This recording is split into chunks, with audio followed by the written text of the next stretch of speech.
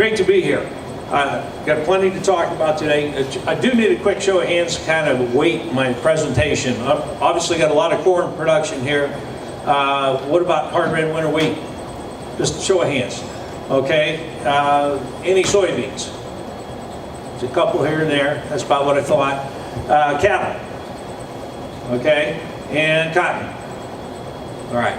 That's making sure I've got the audience calibrated properly here. So, great opportunity to be here. We are registered as a commodities trading advisor, which means that anytime I start talking about price forecasting, I'm supposed to give you this disclaimer, so I'll get it out of the way up front. There's a substantial risk of loss in futures and options trading. They don't require me to remind you can lose the same amount of money out your bin door, but it's true. And such trading is not appropriate for all individuals or entities. I used to be able to say, may not be appropriate. Now they've decided, no, there's just some people shouldn't be in the market at all. Nobody laughed. Okay. Past performance is not necessarily indicative of future results. What this means is that you can have something that works 15 out of 15 years, but you all know Murphy's Law, right?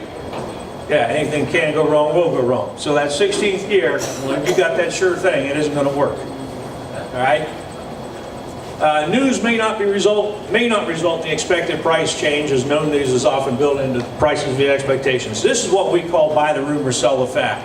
That's why you go into these USDA reports and everybody's all geared up. If it's this number, it's going to be bullish, and it may be that number, and it's bearish anyway. You know, it drops off. Well, it's because what do we do a few weeks or a week or so ahead of a crop report? What do you see? Trade expectations, right? We're going to see this. They survey 32 analysts. I'm one of them, okay? In fact, they call me if I don't send mine in. Hey, where are you? We need it. But the point is, that comes out 2 or 3 days before the report, and the market is already moving based on the expectations. So you have to be away from the expectations to move the market. And in fact, it may go the other way. All right. A little bit about my qualifications. As mentioned, I graduated from Badger High School. That's a picture of me circa 1967, sitting on the farm all age there with my brother Glenn, who's still running the farm. What you may not be able to see is there's a manure spreader handle back there. We get paid the princely sum of $1 each to fill that thing full with a pitchfork, 300 cubic foot. Okay? What's my point? I've been getting paid to shovel manure for a long time.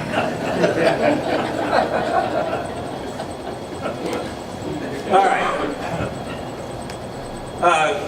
On a different note, we've also been trusted for 56 years. Now, you can relate to this, I think.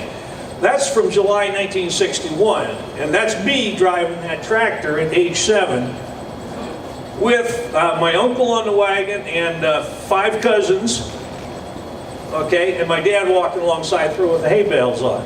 So, you know, we had some responsibility back in the day. We got rid of that tractor finally.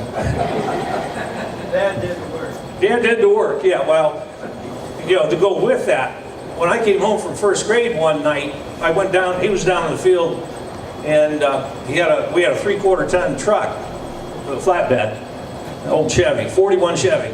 And he had a brick on an accelerator and was going alongside throwing bales on it. He says, come on, you're better than the brick, so we're gonna put you in the seat and you can push the brake pedal, steer it. All right, let's get into the presentation. A little bit on corn first.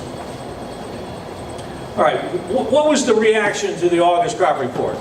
What was one thing you heard everywhere? What were people thinking the report was going to show? Low yields, right? Low yields, all right. What did they show us? Higher yields than expected. Still down from last year, but higher yields. This is the September report, where they basically said, well, yeah, some of you thought we missed it in August, but we'll catch it in September. No, there's even more out there in September. All right? They showed us increased yields in all of the blue states in September. They did cut a few, Nebraska, Iowa, Minnesota, But you notice there's 4 and 5 bushel increases up in the Dakotas. They bumped up Texas because of all that good irrigation stuff you're doing down here. And then you can see some changes in the Eastern Corn Belt. So, you know, to a degree, everyone was right. Okay, the guys that said we've got problems, yeah, there were some problem areas, but there's other areas where rain makes grain. All right, if USDA does objective yield plots, there's about 4,000 of them around the United States that are actively managed by USDA. They send their people out in your field, they stake off a little square, and they come out there every month during the growing season and track that particular plot. All right. They use that as a cross-check against other sources. The other sources being the farmer surveys that several of you have been asked to fill out, and also satellite sensing. You may not know that, but they are actively using satellite sensing now for crop yield forecasting, and also particularly on acreage. So if you think you could just fudge the forms, it doesn't matter. They know anyway. Right? They get ground truth. Right? But one of their ground truth items is this objective yield plot data. So what they're doing here is this is ears per acre, and then they figure out a grain weight per ear. All right? Now that's dried down to 56-pound bushels. That's after harvest. So the numbers for August and September are kind of estimates, but your national yield is your implied ear weight is the published yield divided by the ears per acre. Published yield being, at this point, farmer surveys and satellite. But you can see they raised the ear counts in September.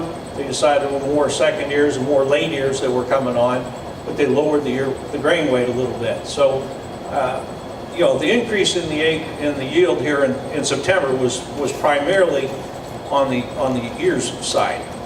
One thing we tend to forget, though, is the national trend is 2.14 bushels per year higher. Right? There it is going back to 1988. All right? So what's the default? If everything was the same as last year, we'd have 2 bushels per acre higher yield. All right? So you're always fighting this. If you took the same crop conditions this year they had 10 years ago, it's a lot. The yield level would be a lot different. All right? I think that's what got some people kind of confused here in the August and September crop reports.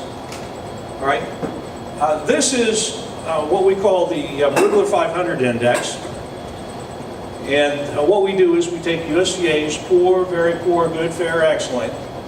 We convert that to a 500-point scale. That way, it's portable year to year.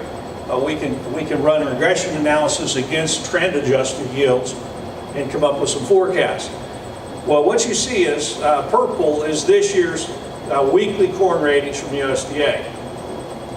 And the black line is the long-term average. So what does it tell you? It tells you those crop ratings usually go down from May until 1st of September, and then they typically go up a little bit once we get into harvest.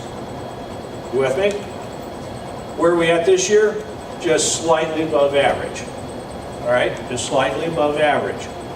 And we were below average back in July, and that's where you got the grounds for thinking the yield was a little lower than what we're currently thinking. But you'll notice starting in August, things got a little better. Now, it's not a record crop. If you're a record crop, your ratings would never go down during the year. See this for 2014, 2016 up here? The ratings never went down.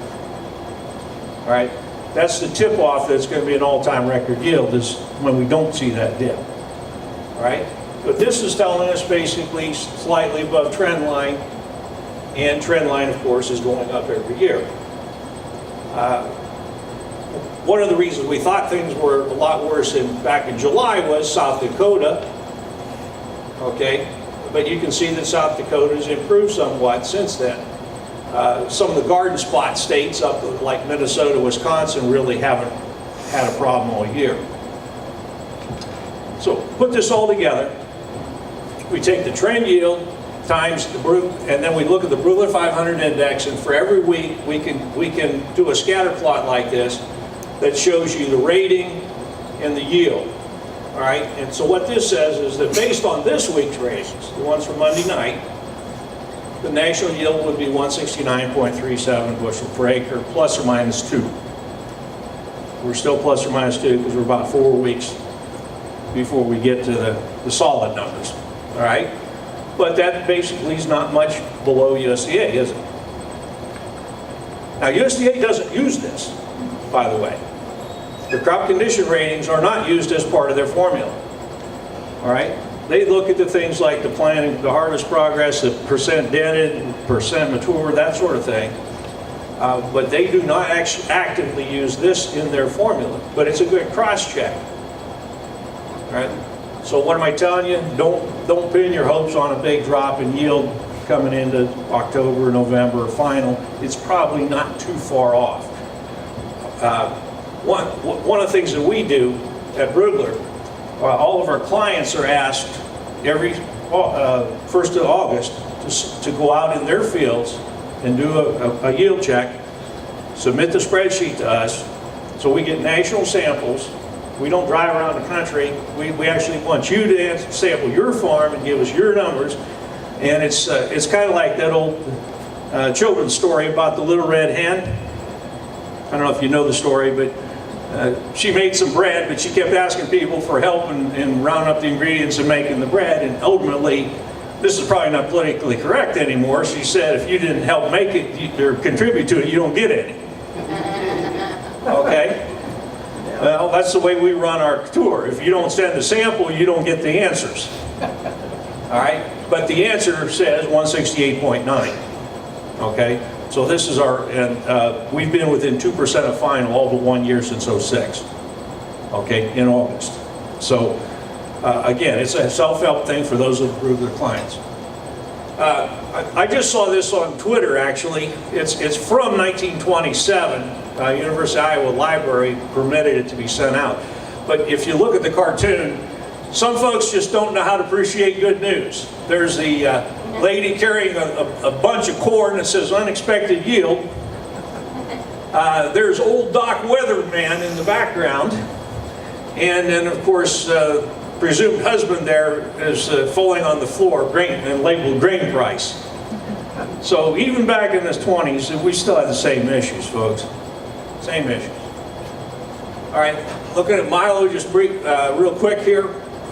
Here's your sorghum production versus stocks. Of course, everybody got all fired up about the Chinese demand back in 15 and 16. We really shot up we had really strong demand, prices were good, we ramped up production. Folks, the Chinese do not like to be the market. Okay, you go back 20 years, you can see where they've had a rotation of buying this commodity. They bought wheat for a while, they bought corn for a while, they bought sorghum, they bought cotton. They try not to be the market, all right? And in this case, they changed the rules and said, we don't want as much. We have adjusted production accordingly. Stocks are pretty manageable.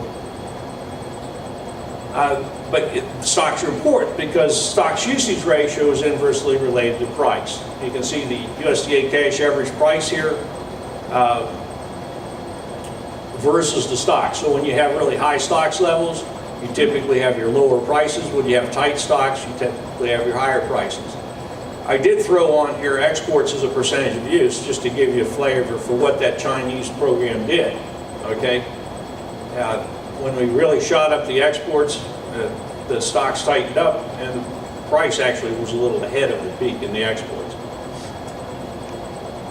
All right, so let's do a little technical. So those of you who've been through my Master Marketer course, you know I look at the world first from a charting standpoint, okay? Technical analysis is supply and demand of money, all right? In the course, we talk about traders open their wallet before they open their mouth, all right? The money flows first, the news comes out later, all right? Insider trading is illegal in stock market, but it's legal in commodities. If you know something, you're allowed to trade it, okay? So you're going to see any news in the price first. I got to get that point across. Any news is going to show up in the prices first, all right?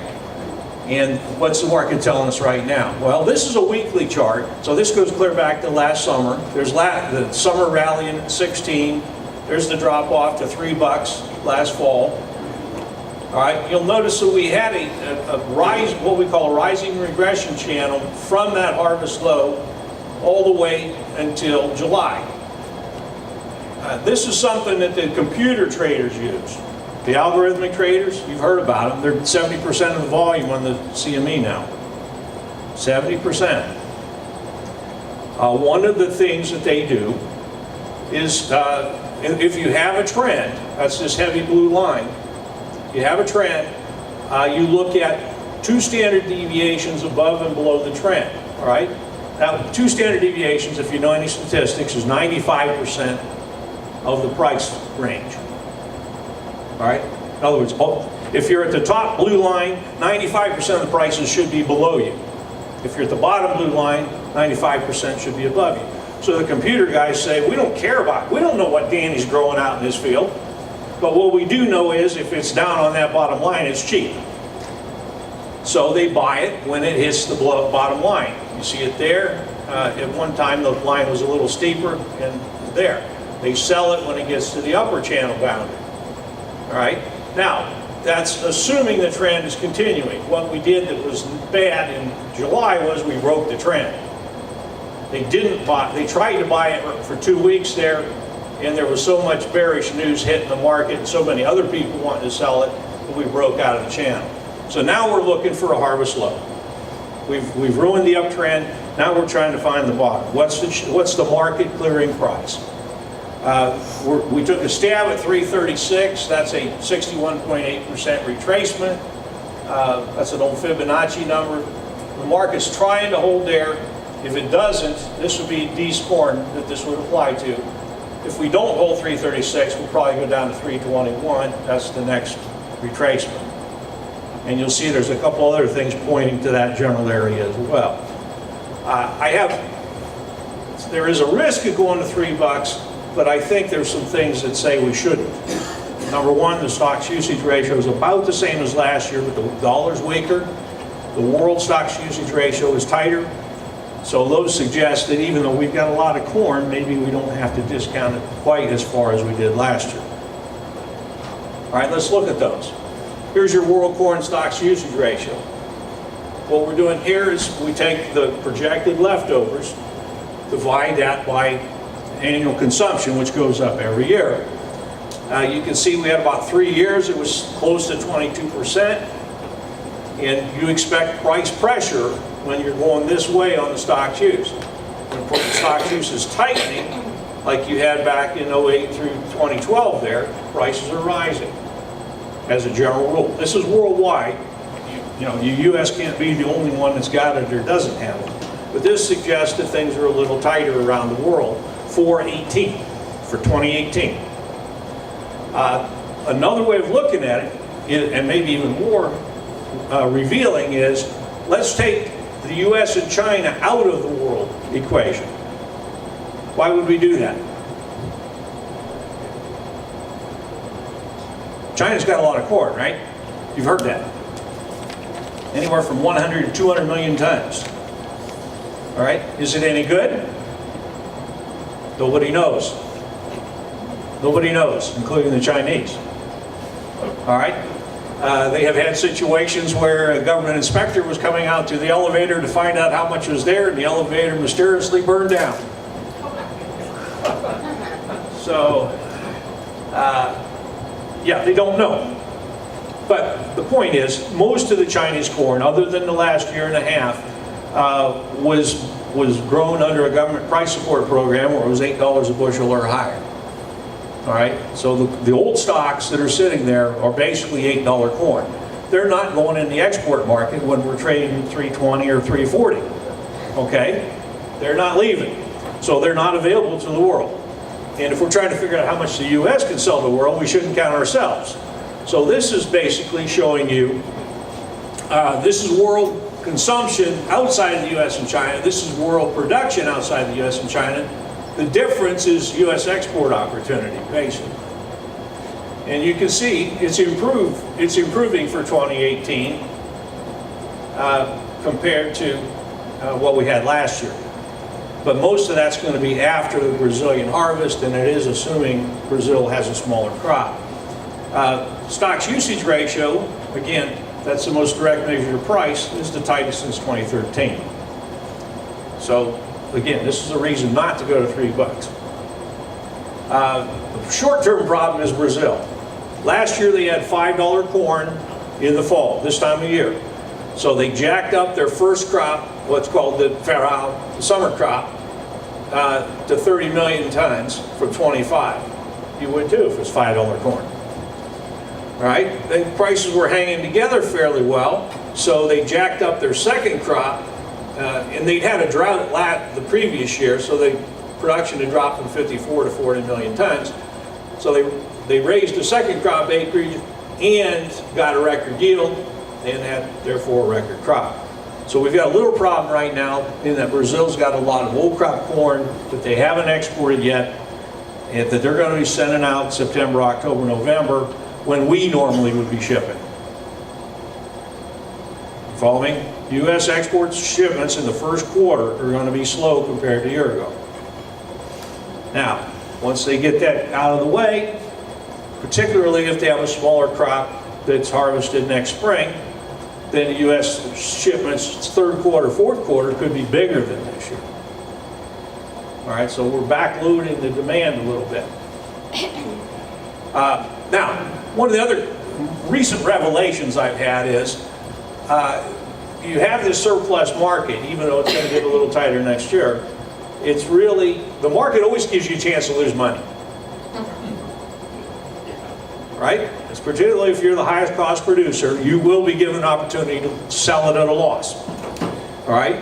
We are in a global market share battle. We're fighting with not only our own producers, but also Russia, Brazil, Argentina, Canadians have got some corn production, Ukraine, etc. All right? So I pulled this up off of Reuters. This is interior prices in Brazil. And I've had to do about 10 calculations to switch it from reals per 60 kilo sack, which is the way they sell it, into dollars per ton, or dollars per bushel. But bottom line is Rio Verde, which is up in the interior, their cash corn price last week was $2.48 a bushel. $2.48. The Passo Fundo, which is closer to the ports, is $3.06. All right. The Brazilian farmer can't make any money at $2.48. Okay? He needs a higher price. All right? So he's either going to cut back or he's going to refuse to sell at this price and try and get more. All right? So what's really going to support the market, what's going to provide us with that low is when all of our competitors are saying, I can't afford to sell it for that either. All right? They've got different cost structures than you do. Of course, a lot of your irrigation stuff, a lot of your other production management, your variable rate seeding, a lot of guys are doing, you know, what we're trying to do is lower our cost of production so we are more competitive. We've got high land costs compared to the rest of the world, but we can offset that with some of the other things. But I think this is worth watching, and that is, you know, how low is his price, and is he shutting off sales when he's there? Little known fact, the Brazilian government has a put option program. You can actually get a put option from the government, which allows you to go ahead and sell your corn. You're guaranteed you won't get a lower price than that. Do they hedge that in Chicago? Yeah, they'll hedge it in Chicago, and either directly or they'll sell it to an intermediary and they'll hedge it. Now, switching back to the U.S., let's look at our consumption a little bit. Ethanol stocks. Ethanol production, we're cooking at record levels here. We've got a number of plants that are expanding their capacity. All right, we like the business. One of the issues is going to be if we can continue to export it with Brazil putting a tariff on and China expanding their exports. But right now, we're using more corn every day for ethanol. And particularly since last July and August, stocks have come down. That's somewhat of a seasonal pattern. You can see it here. But it's very important that we drop those ethanol stocks, keep them managed. USDA is going to give us a grain stocks report on the 29th. That's a week from Friday. They currently are saying they think the crop, or the old crop stocks will be 2.35 billion bushels. This is just our forecast on how they got to that number, or how they get to that number for the fourth quarter. And you can see, for example, exports this year, 521 million versus 695 last year. That's an effect of the Brazilians and the Argentines having more in the export channels. We did have a very good third quarter, though, at 689 versus 561. The wild card in this one is always the feed and residual use. All right? We're projecting to make their number, we have to have 645 million used in the fourth quarter versus 592 last year. But the reason that's so tricky is this is only supposed to be old crop corn. All right? Now the guys down in El Campo and Corpus and down in there, they started combining in July. Right? They were done by before the hurricane hit. All right? That corn, some of that corn's in the channels already. All right? So what happens is if you have a lot of new crop corn harvested early that's actually used early, you can have you end up with a small number for feed and residual, and then a big number for first quarter use, because USDA tries to keep them separate. And that can swing at 100 million bushels either way. Grain stocks report is the ultimate determinant. I've done some preliminary estimates for first quarter. So where would we be by December 1? About 12.1 billion is what I think right now. That would be 200 million tighter than last year. So again, if you're looking for argument not to go down to the same lows we had last year, that's another one. This is probably one of the most popular things that we do. It's called the techno-fundamental forecast. It changes once a month based on, it's a derivative of USDA's work. So, what do we got? Anything in red is the number USDA changed last week. 5, that's down 300-some million from a year ago. 340 would be 355 million. They lowered the price estimate 10 cents to 320. 320 national average cash for next year versus 335 last year. So they're saying about the same amount of corn, but they're saying the average price is going to be lower. I'm not sure I agree with them, but that's what they're saying. All right, and the part of that they're blaming. I think I wore out my battery here. You can see the exports are down quite a bit from last year because of that slow first quarter that we talked about. Okay? Now, here's what you want to know. We have taken all the years since 1980 with above 10% stocks usage ratio. So, comfortable supplies. We said, what was the futures high and futures low for that 12 months, for that marketing year? You with me? In other words, if we're at this, roughly this level of stocks, what's the price range that we normally would see? The answer is, it's $1.15 a bushel over 12 months. So point number one, you have price risk, folks. Corn sneaks up on you. You're thinking it doesn't move much. You know, the smallest move it's ever had in 12 months is 44 cents a bushel. I'll repeat that. The smallest 12-month move corn has ever had is 44 cents a bushel on the board. Okay? The average is $1.15. All right? Now, we've taken that 320 and we've also done some calculations. Where does the USDA cash average price fall relative to that board range? And it's not in the middle. Okay? It's closer to a 67-33 split. All right? With 2/3 being above and 1/3 being below. The actual number is embedded in this sheet here. But the bottom line is, if they're right, if this is where they're still at next August on the cash price, we would expect that the range for that period would have been $2.85 to $4. $2.85 to $4. So that 320 is suggesting we go below last year's low sometime during the 12 months. And they're saying a 16.4% stocks use. Now, we do have some other scenarios though over here on the right. If you'll pick I'll just go focus on the middle one for right now. We can talk about the other ones later if we have time. But there's my 168.9, which is what our virtual corn tour suggests is a yield. That's a 14 billion crop. You see our usage is very similar there, so you end up with 2.2 billion instead of their 2.3. That gives you a cash price about 15 cents higher. Our projected futures range then would be $3 to $4.15 over the next 12 months. All right? Again, so what are you shooting for a high for the year? 4.15.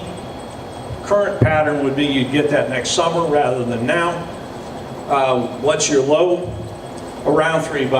But again, this is an average range. It doesn't have to do the full $1.15. Last year we only got 92 cents. You see this? Year before we got $1.27. So it's a guideline, and that 320 moves every month when WASD comes out. So you can't, I end up, when I do this slide, a lot of people get out their cell phone cameras and take pictures of it. Okay? Just remind you, it changes every month. Okay? This is the commitment of traders.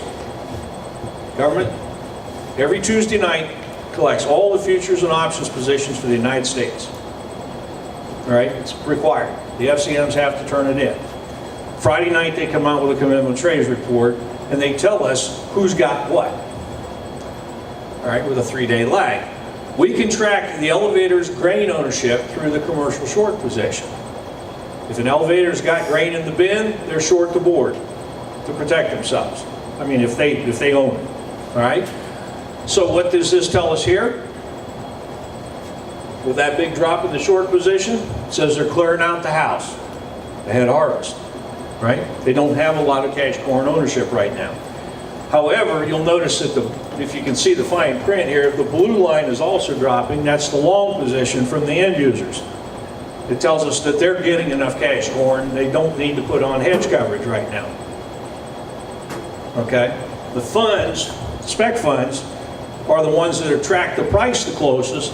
They are opposite the commercials most of the time.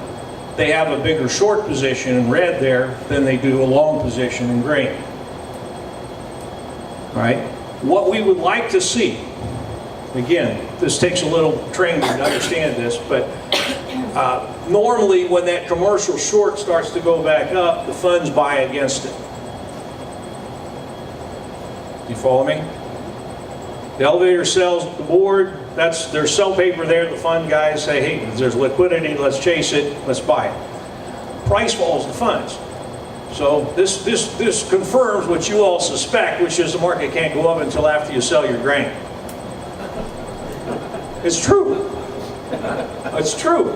Once the elevator owns it, they do the short hedge, the funds buy it, then the price goes up. All right? So we're organizing a little plot where we're going to sell 5% just to make the market go up. Okay? But the point is, this is why you get a post-harvest rally, because as the grain moves in and you start to get the hedge volume there, there's the liquidity there for the funds to buy. Cash market's cooperating because once it gets in the bin door right after harvest, nobody wants to take it back out.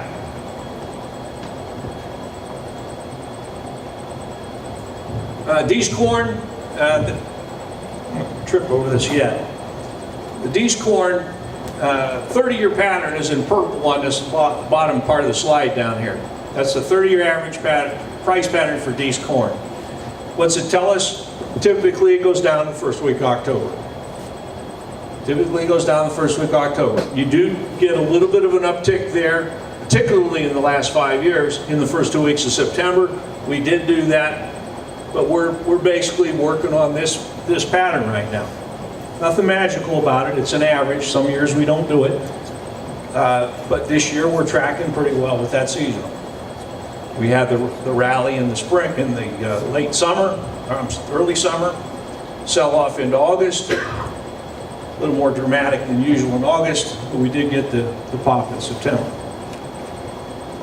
All right, another one of our tools that we use for shorter term tactical planning. You saw the 12-month techno-fundamental. This is the price and probability forecast. Basically, we say, what are we going to do with these corn between July and December. Should I sell ahead of harvest? Should I wait till after harvest? All right. We know, going back to the 1980s, what the average range is, what the most likely high, most likely low for the period is. I'm going to go ahead and go to the slide that illustrates this. So here we were on July 1. Statistically, if it's going to be a down year, that is, we're going to be below that by DC1, we could go as high as 432 and it would still be a down year. If it's above 432, it's probably an up year, based on the history. All right, if it's going to be an up year, on average, we would not go below 380. Follow me? We're looking at 30-some years of history for D's corn between July and December, and it's saying, okay, what it's really saying is, if it's an up year, you don't normally drop more than 20 cents from where you are at the beginning of July, and then we start to go up. Well, you see, the market knew that line was there, right? Those quants think like I do, right? They tried to buy it 4 or 5 times and finally gave up and said there's too much corn out here. So now you're going down. Where are you going? The most likely low, inflation adjusted, is 342. We're playing in that area right now. 342, 44, 46. If that doesn't hold, our standard regression model that's not inflation adjusted says 321, which fits with that retracement on the weekly chart. So we think this is decent support here, and if this isn't the fall low in that 340 area, 320 has got a pretty good shot at it. Officially, we're fully hedged still. We've rolled our 410 puts down, took some money off the table. We still have 360s. Waiting to see where this thing bottoms out. Normally, D's corn does not hit a high until June or July. All right, it rarely pays to forward contract D's corn Jan, Feb, March, April, May. It normally prints a higher high in June or July than what it has in the spring. The exception is mainly in tight stock years, where you see it ends up doing it late. But this basically told us to lay off of those sales early in the year. This shows you that history going all the way back to 1990. Point out a little quirk for you. How many times since 1990 have we had a high for D's corn for the year in the month of February when we're doing crop revenue insurance? Zip. Last time that happened was 1984. Okay? Makes you want to think about those other policies where you can adjust the month or the price, right? Okay. This is D's corn's current chart. Well, actually, as of 13th. What you can see, again, we're bearish. We've been bearish. We got that nice little pop-up on the very last end of the marketing year. Funds put some money in, took shorts. Shorts took profits, basically. They've been short all the way down. Bought it back at the end of the month. Tried to put some new money in. From a technical standpoint, you'll see two things going on here. One, there's an 18-day moving average in the center of the Bollinger Bands. 1, 2, 3, 4, 5, 6, 7, 8 days, we couldn't break it. That's resistance, folks. The other one is the 1/3 speed line, which is an old technique I learned back in the 70s. We haven't been able to break that either. So what that was telling us is, if we can't get through that, we're going to go back to the low. And we're within a penny or so of that yesterday. So, the pattern basically says we're looking for a fall low. 344 might be it. If it isn't, it's probably going to 320s. That's it on corn. If you have any specific questions on corn right now, I can take them. Otherwise, we'll save that for the end. Okay. I got 3 slides on beans. Again, that's about fits with the proportion of responses we had there. All right, beans are important because they're competing with corn for acreage, of course. But you can see here, a lot of trouble getting past 1040, 1030, actually for several years now. There's a downtrend line that's a little under 10 bucks now. That'll be major resistance for nearby futures. This is a weekly chart. Pretty good support at 9 bucks from that low, from round numbers, and from the lower Bollinger Band. The market's a little oversold here. It's looking for an excuse to go up. We got a pretty good story this morning. There was over 1 million tons of beans sold for export yesterday. Okay? To unknown destinations. Probably China, but you know, if it's unknown, it just says it's good. I've got a vessel, but I'm not sure where it's going to stop yet. Okay? Usually, in beans, it's China. All right. Beans are a little bit problematic in terms of if you're hoping for 12 bucks, and that's because of this. The stocks usage ratio, you know, when we were looking at beans in the teens, you had stocks usage ratios down around 21% for the world. But you can see this is going the wrong way if you want higher prices. It's getting looser and looser. We're getting more and more bean production. The U.S. had record bean production, of course, and almost as tight or almost as loose next year. Here's the technical fundamental. I'm going to speed past this and just point out a couple things. It does have us down about 2.2 bushels from a year ago. That fits pretty well with our Wrigley 500 ratings. Actually, our ratings say this is too high. But that's a 4.4 billion crop. And basically they're saying 11% stocks usage ratio and 920 cash. If that's the actual cash price next August, then you would expect the futures range for the year to be 860 to 1030. All right. Again, we think that's a little high, so maybe the 860 doesn't come into play. The 940 cash would say 880 to 1050. Bottom line is we're short a whole bunch of soybean calls at 1060, 1080, 11 bucks because they're above what this suggests we should be able to see. We're basically fishing for those lows down there in the either the low nines or potentially with an average move as low as 880. That we probably won't get the 880 unless Brazil's situation turns around because they're a little bit dry right now. They're actually delaying planting on first crop beans because they don't have enough moisture to get it up. You're using those to enhance your price. Yeah, the calls. Yeah, if you sell yeah, we sold some of those no calls last summer for 40 cents a bushel. If they go to zero, that's 40 cents a bushel in my pocket. All right? And if it went to $11.40, which is why I break even on that short position, hey, you know what? I think you can have some beans for that, right? That's the way you have to look at it, is you pick a price that's probably not going to get there and just say, I'll take the money to get paid to wait, and I'm happy if it does go there. So for people that are critical of that would say, well, you're speculating, but you're actually selling covered coal. Yeah, You've got the production. yeah, I've got the production, right. It's speculating in that it's a call, it's a short call, it's not a short futures. It's a mini hedge, okay? It has a delta. If the market goes down, it's bearish, but it's not a true hedge because you only got whatever the premium was up front. If the market drops far enough, it won't be a hedge. But it works. What are those going to be worth? I mean, have you got a target to sell, or are you just going to watch it, try to pick a bottom and then know? Oh, the question was, do I have a target for getting out of those? The answer is when they're zero, which they will be in October. All right, if we don't get to $11 or 1060, which is the lowest of them, by October 20 something, they're zero. All right.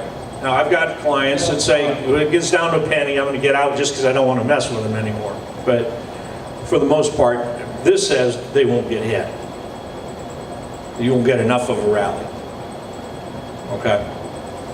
That's always the trade-off. If you think you're getting a bottom, and actually beans have been going up a little bit right now. If you think you got a bottom, do you allow that zombie? You know, he was down almost nothing. Now it's coming back to life, and you're getting margin calls on it. Do you just get out of it? All right, let's talk about wheat.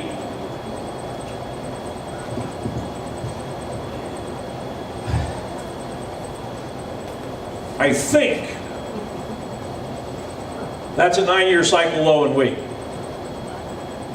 Okay, wheat has a long-term price pattern, about 9 years. It goes back to the 1800s.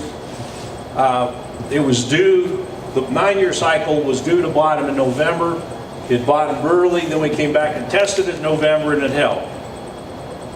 Okay, now we come back again last month and tested an uptrend line off of that and it has held.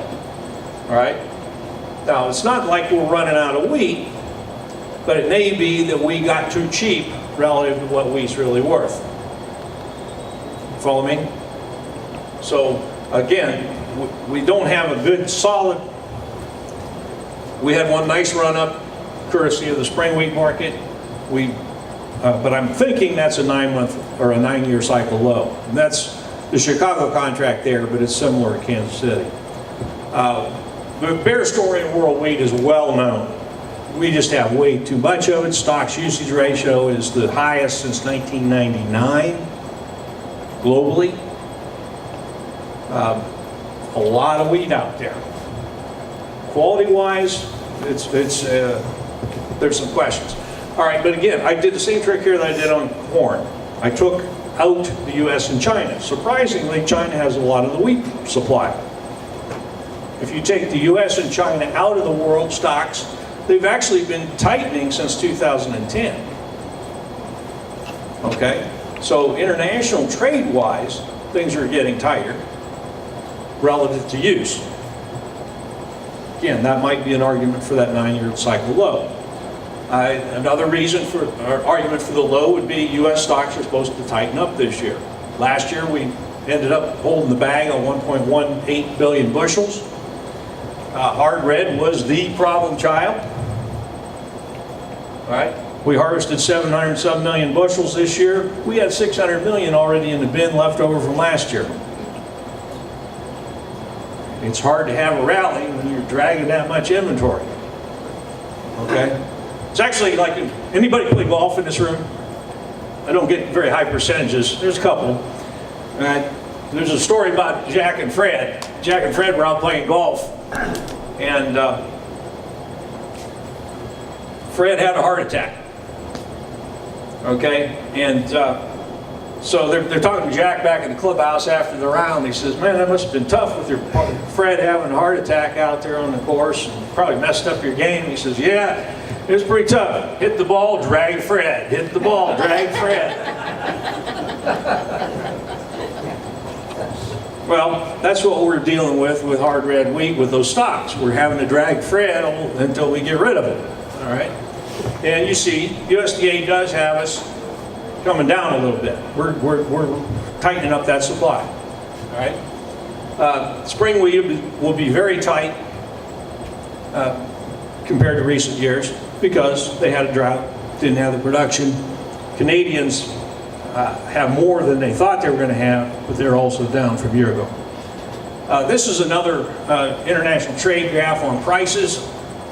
What you can see is hard red prices have rallied quite a bit in the cash export market since August. HRW is the purple line. U.S. soft red is this green line here. It's at, or no, that's the U.S. right now. U.S. and France. U.S. is actually cheaper than France on soft wheat, but our hard wheat it's been going up, and that makes it a little harder sale. This is the techno-fundamental table. USDA pundit. I think those guys just took the day off on the crop report. You see the only number they changed on the whole slide was the average cash price estimate. All right, they basically said, you know what? We don't know what abandonment is in hard red spring wheat. We know people were bailing it. We know people were taking insurance claims on. We don't know how much. We will solve that question on the 29th of September with the small grains report. So we're just not going to change anything now. We'll wait till the 29th. And that's what they did. Okay. Okay. What this would suggest, though, is that for Chicago futures, your support would be around 388. your high would be around 572 based on that 43% stocks using the 460 cash. We're at 440 right now on Chicago. We've already done 394 to 553, so we've pretty much covered that range, okay? Just since June 1, which is the beginning of the marketing year. It's not giving us a lot of input as to where we go next. If you use our model, which still says 480 cash, it doesn't change it a whole lot. It just says you could go back to 550s. But the hard reality is we had a nice squeeze in hard red spring that raised the cash average prices for the U.S. Dragged Fred, it dragged HRW higher on a protein basis. And but if you look at a Minneapolis chart, it's going like this right now. Okay? Here's part of the problem, actually quite a bit of the problem. Russia, when they're not making any money selling crude oil, Putin says, find me something we can get export revenue from. And wheat was one of the chosen targets. And what you see here is record wheat production in the post-Soviet era, in red there. You can see their exports going up in the green, but you can see that their exports aren't keeping up with the production because the stocks use ratio in blue is getting a lot worse. So Russia's cranking out way too much wheat. The price is only $185 a ton, so the farmer's not making any money. And their export capacity is maxed out. They're not able to ship it all out. That's good because it leaves room for us. But at the same time, it says they're building up a bunch of wheat there that's something's got to be done with. Okay. Australia's got a little bit of a drought and also had some freeze problems at wrong times. So you can see their crop production is way down this year. Their exports are going to be down this year. Again, that helps the U.S. Tighten our stocks up. Okay, so hard red winter wheat, Kansas City. This is one of those commitment traders graphs. That's the spec long position. That was a record large speculative position for Kansas City wheat. In other words, they thought wheat's going up. This was being helped along by the spring wheat thing, of course. But they got in long, big time on Kansas City wheat. And you'll notice the green line, which is the price, going up with the funds. They're adding longs, forward price is going up. All right, so what happens when they want to get out? They're getting out, price is crashing. All right? It's kind of like, come on in, the water's fine. Oh, you want to leave? Leave your wallet here. Okay? So, bottom line, they're still trying to get out of their long positions in Kansas City. The specs are. They're trying to get back to a more average position. Okay? The average long would actually be about 20,000 contracts. You can see they spent a lot of 2016 because of the big stocks in negative, net short. All right, here's our pricing probability. Very strong move, very strong move. We actually got up here, down year's best fit high plus 2 standard deviations was 571. The best fit high was 580, right? So did the computers know where my number was? Yeah, we got up to the best fit high, the statistically most likely high given where we started. They sold her for 5 days in a row and then it went down. All right, where are we at today? Down year's low, plus 1 standard deviations, 427. What that means is 2/3 of the years, 2/3 of the down years, this would be we'd get at least to here. And most of them we'd go lower. The most likely lows, as you see here, are actually, for Kansas City, are actually 406 or 398. But we're trying to hold it there at that 420 area. Here's the actual D's chart. And this is what's called a Bollinger Pinch. Pay attention to this. A Bollinger Pinch. See those dotted lines coming together? That means there's very little volatility in the market right now. Nobody thinks it's doing anything. The price is not moving much. It means options are cheap if you trade options. Then it also means there's a big move coming. All right? When you get a pinch, here's one back here. All right? Just on the edge of your screen. Coming out, you can get a big move up or a big move down. In this case, we had a big move up out of the pinch. This one we don't know yet. But if my 9-year cycle low theory is correct, eventually it'll be to the upside. All right? Right now the market's kind of coiling up here. It's got resistance in the 450s. But you notice if you know anything about the speed lines we talked about, the master marketer, we're above it. We're walking down the high side is what we call this. That's preferable to being on the low side. As long as we stay on the high side, we eventually go to the net 2/3, which is currently up around $5. So again, decent chart action, just not a prescription to get rich quick. All right, a few slides on cattle, and then we'll talk about cotton. You with me? Yeah, everybody hanging in there? How about you guys in the back? All right, we're good.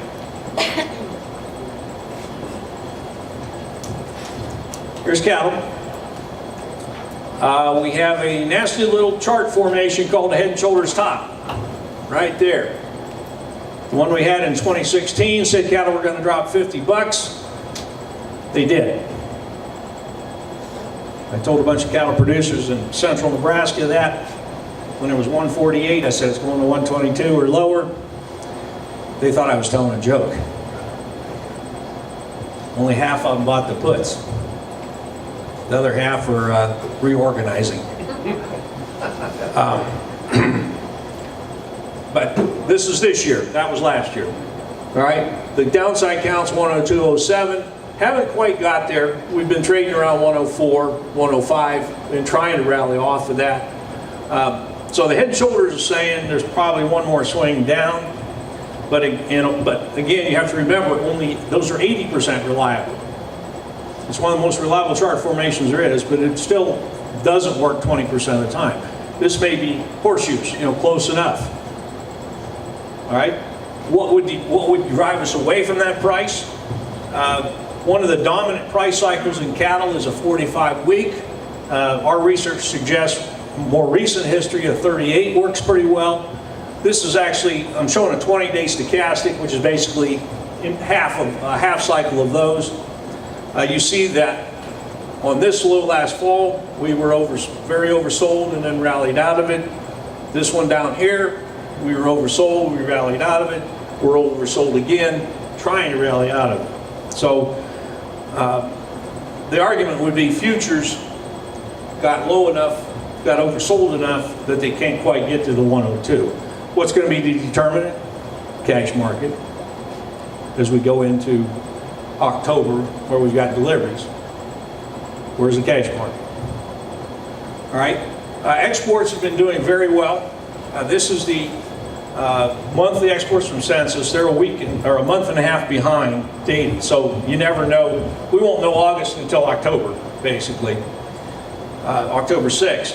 But you can see that these purple lines have been above the red dotted line or the black dotted line each month all year. All right, meaning we're beating the 5 and 10-year averages. That's been the success story. We're moving a lot of beef in the export market. Who's buying it? Who's number one client? Japan. They were buying a bunch. Now remember, this is only through July. Anybody know what happened August 1st? They slapped a 50% tariff on frozen beef imports from the United States because too much was coming in. They have what's called a farm gate tariff over there. All right, so this is looking really good, except it's right where the thing switched. Now, having said that, guess what we're doing? We're still exporting a lot of beef right now to Japan. It's all fresh beef instead of frozen beef. Guess what happens if we do that for about 2 more months? We hit the fresh beef tariff. Okay? So don't get too used to it, all right? So far it's like, tariffs up, nobody cares. Well, no, we just switched what we were selling. All right? China, you'll see, is not on there. Hong Kong, which has traditionally been where China got all their U.S. beef, is not particularly showing that much activity.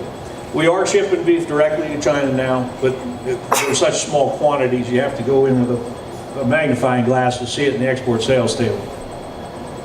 To me, the number one issue for the cattle market is too much meat. Beef production is expanding, pork production is expanding. We just opened up 2 more packing plants, hog packing plants, last Labor Day weekend. So we're increasing our capacity to kill more hogs. We've got 2% more chicken production each year, every year since time began. Can we move all this product? All right, this is USDA's forecast for beef production for each quarter through the second quarter of 18. You can see that cattle cycle expansion. There's 15, there's 16, there's 17, there's 18. Right? More and more cows, more and more calves, more and more steers, more and more beef production. Fourth quarter is expected to be really large. See the purple line at the end there. All right, so we're going to be cranking out a lot of beef in the fourth quarter. Can we move it, given that we got all this pork and chicken?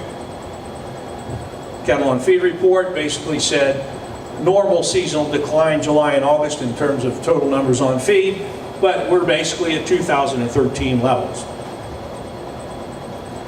I watched this number pretty closely. This is how many cattle are theoretically available for the packer to buy.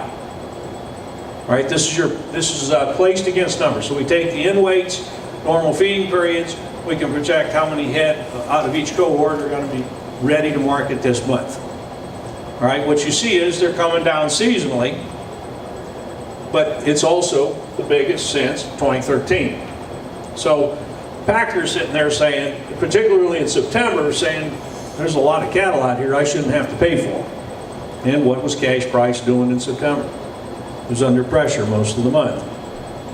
Now things are getting a little snugger, and we don't have full data yet for November.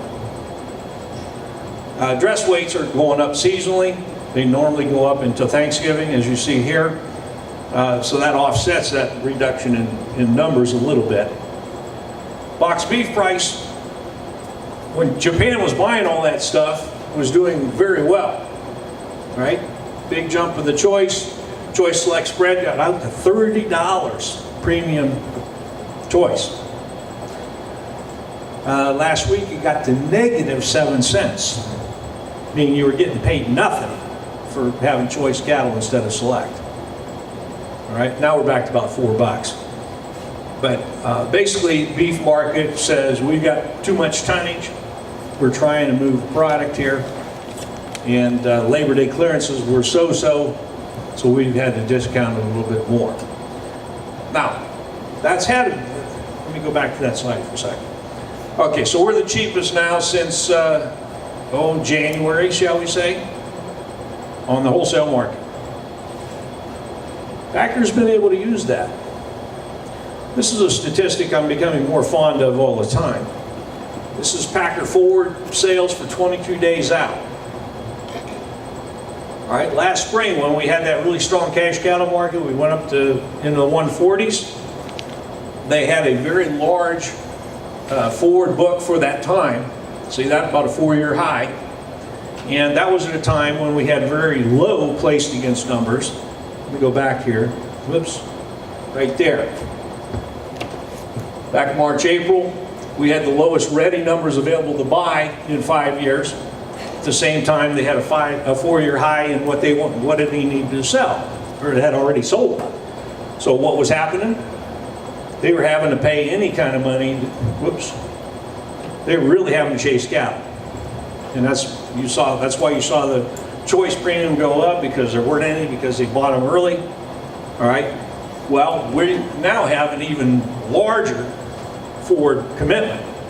They need a lot of cattle right now to meet this forward sales commitment. All right, and the cattle numbers, while they were ample in September, are coming down in October. So, translation, feedlots will have a lot more leverage in 30 days than they did last month, for example. Okay, because the packers got a need to get some cattle, and the numbers are going to start to tighten up. Spec funds have kind of figured out the same problem. Well, they recognize the same problem they have in Kansas City wheat. They have a near record large long position. They're trying to get out of it. Market's going down while they get out of it. Leave your wallet behind. Okay? The good news in cattle is, if you see that red line at the bottom, they're not chasing the short side. In other words, they want out of their long cattle, but they don't want to be bearish cattle from here. They probably saw that 102 on the chart and said, we're almost there. Why do we want to sell? Right? Feeder cattle. At a double bottom last winter. There is one of those infamous head and shoulders tops, but if we get above 155, which is where that last yellow square is there, if we get above that, it cancels the formation. And that's what the market's trying to do right now. Feeders are rallying on the cheap corn and the little improvement we've had in the cattle. We're trying to get that October back up above that right shoulder. Because the downside counts $122 if we don't. All right, that won't happen without cattle going down. Feeder cattle, Oklahoma City, you can see here, seasonally, usually hold up in the first part of October and then sell off. Okay, just about on schedule. Ready to switch to cotton. Any cattle questions before I go? All right.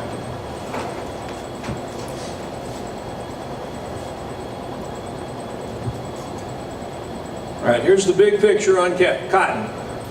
This is a monthly chart, goes back to 2011. Of course, that was the all-time high in the cotton market, right? Over $2 a pound. And same thing happened. Funds need to get out. We broke the supply chain problem and had a nasty sell-off. The actual low, 2016 in March. So we're drawing our speed line off of that high and this low. The 1/3 speed line last spring was at 87 cents. Market rallied to it and couldn't break it. It's now at 77.68. So this is, from a very big picture, that's your resistance for cotton. 77.68. I know you can't see it very well with those retracements on top of it, but you'll notice the stochastics sell signal here, set up for another sell signal there. So we're in a bear phase, looking at it from the very broadest long-term picture. All right. Here's a weekly chart, so we're zooming in a little bit more. You can see that 87 that we had earlier in the year. Now, on the weekly, we can go back to that 2016 low and this 87 high and say speed line's going the other way. That's been really good support on the weekly chart, and it's in the high 60s. So it's trying to say, yeah, we might not get above 77. We don't need to go, at this point, we don't need to go below 70 much either. So we've got value there in that 67 to 70 area. I'll reinforce that as we go along. Let's look at the world cotton market a minute. And I'm doing the same trick here we did on corn, and where we took out China. This is the world stocks usage for cotton with and without China. All right? So world with China, you see the record stocks back in 15. China says we're going to tighten things up. The rest of the world said, you know, as those prices are under pressure, we're going to tighten things up. So bottom line is we're making a great deal of progress in tightening up the cotton supply around the world relative to the use, but it's still, you know, it's still the loosest. It's still a lot looser than we were back in the 2010s or 2000s. All right, but it is tightening.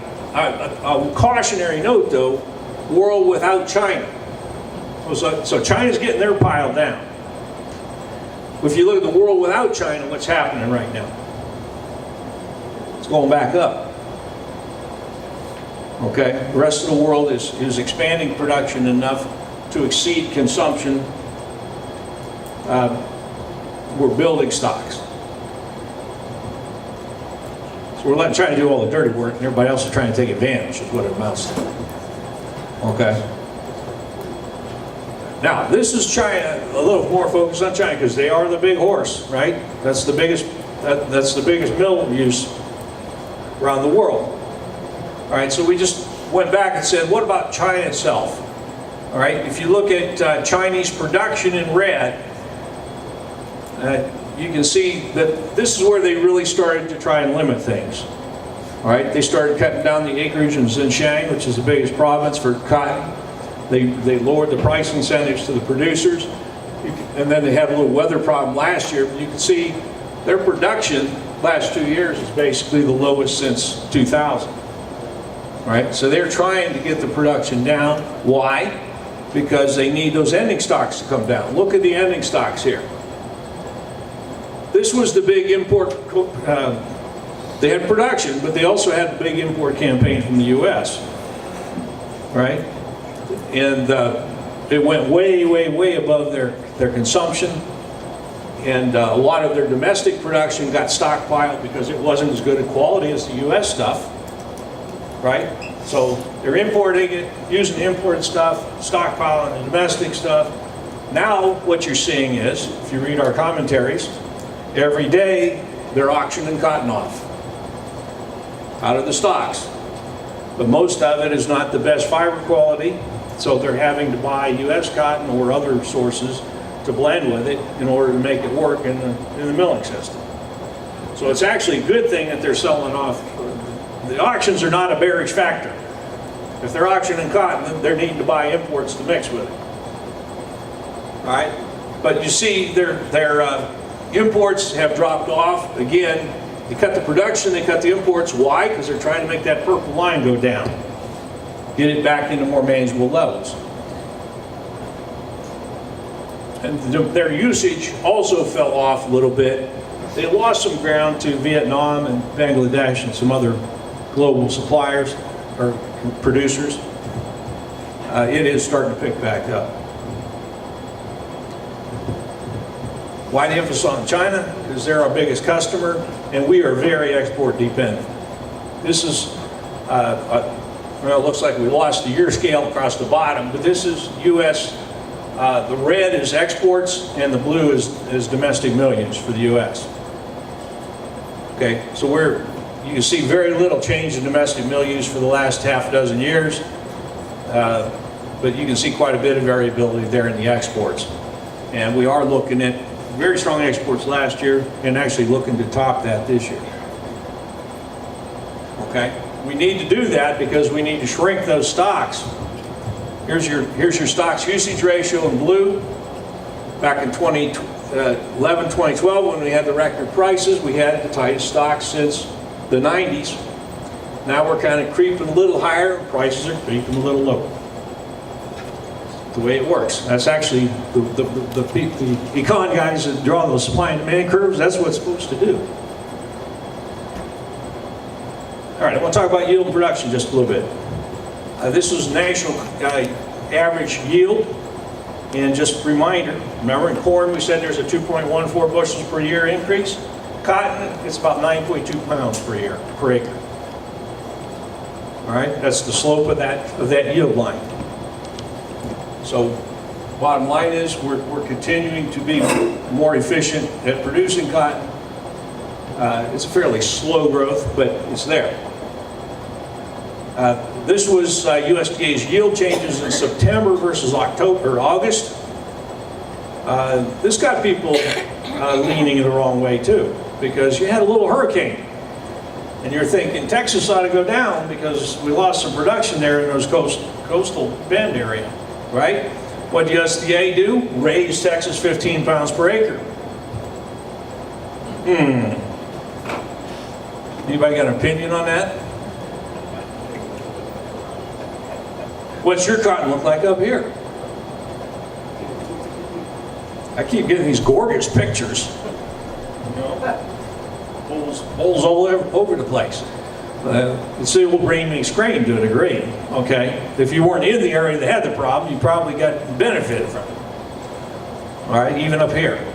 All right, but the point is, they only had 3 states they dropped in September. That was California, Arkansas, and Georgia. Georgia was because of Hurricane Irma.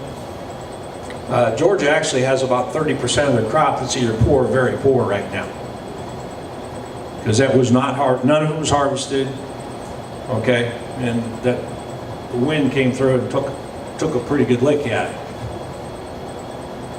All right, but relative to that hurricane, this is the from NAS. This is where they're doing their objective yield plots in some of those major cotton states. Okay, those blue dots are where the objective yield plots are located. All right, so and it's tied to where the production is. What you'll see here is you did have that. This is the area that get hit by the hurricane. You'll notice most of it was harvested. Most of those plots were harvested. Now, that led to some pictures you probably saw on the internet of modules getting blown away, you know, scattered all over the field. But again, a fair amount of that was already out of the field, right? Up here, of course, it wasn't. But this is the area, if you had a loss, and we did, this is where, that's the area it's coming from. If you go over into Georgia, of course, you've got to look at, the coastal impact was mainly, you know, I say coastal impacts over here, but remember that storm actually came up through Florida, it came this way, but it was a tropical storm by the time it hit that heavy concentration. So you've got some losses here, you've got some losses here. Some of those may not show up till January. Okay, so let's apply that to where we are this year. USDA is saying the cash average price right now, the midpoint of their forecast will be 60 cents. 60 cents. All right, so the average move to the high, using that long-term range that I just showed you, the average move to the high would take it to 82.68.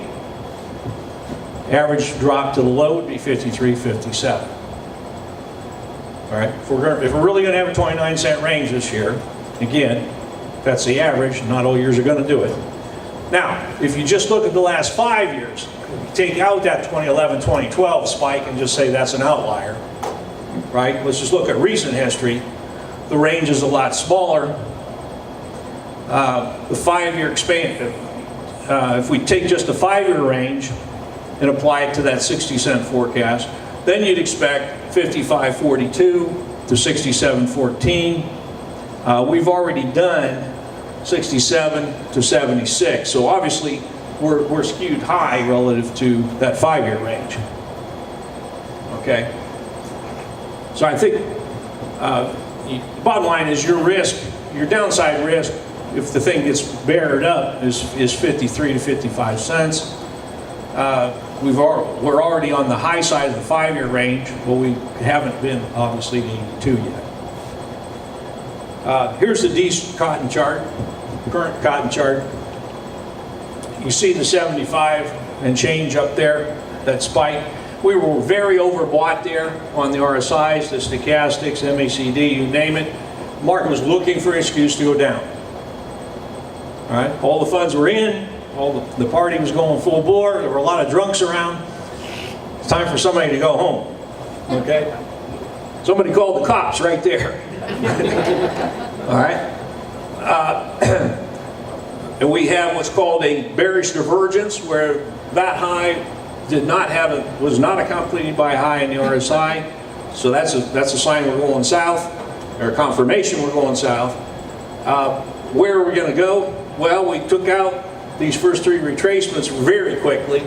You'll notice the market held at the 78.6% retracement. That's a Perry Kaufman number.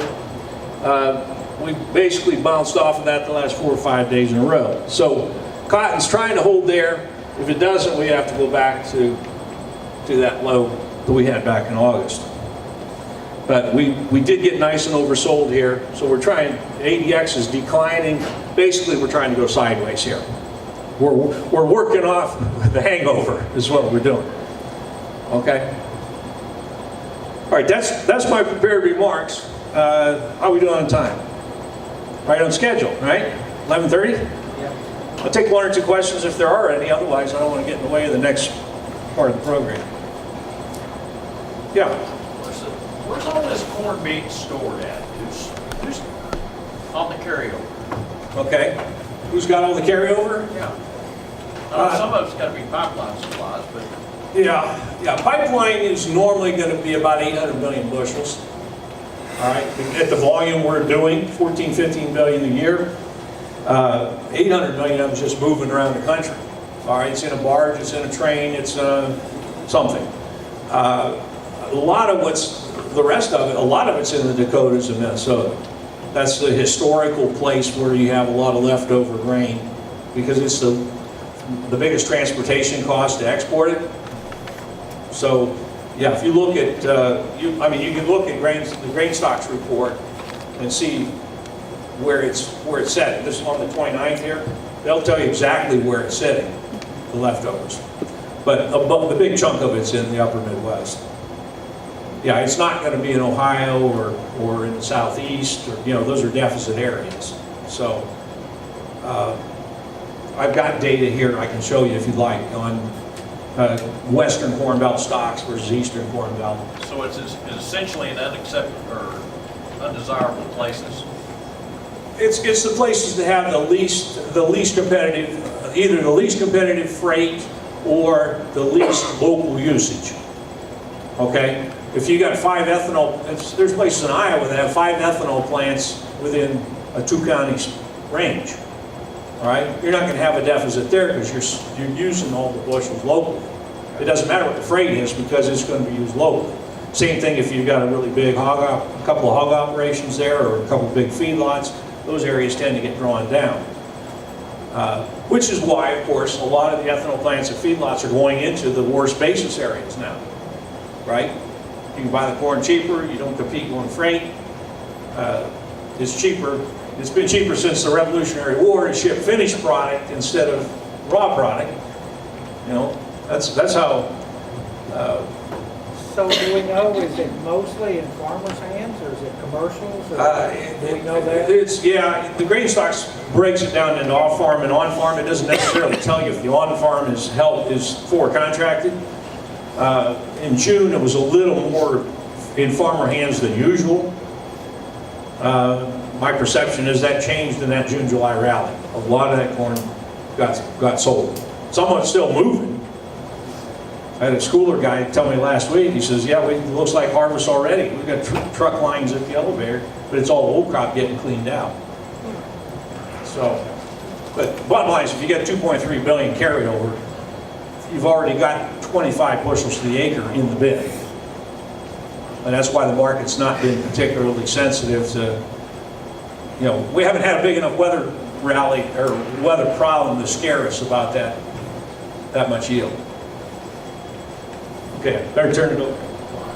Thank you very much. Thanks, Bob.